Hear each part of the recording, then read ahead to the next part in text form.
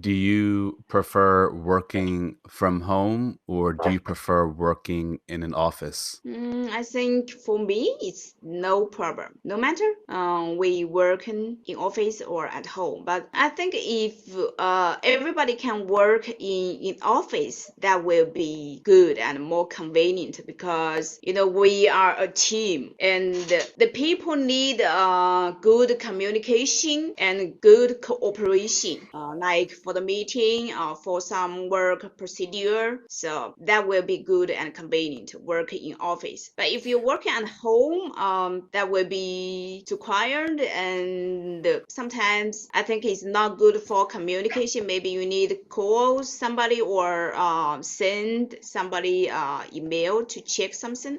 I think work in office that will be good. I definitely think that it depends on the field that the company is in. Like you mentioned, communication is important. And Yes. when it heavily revolves around teamwork, when the company heavily revolves around teamwork and collaboration, then when the employees are physically present with each other, it makes things a lot easier. Yeah, I agree. Like, comment, and subscribe.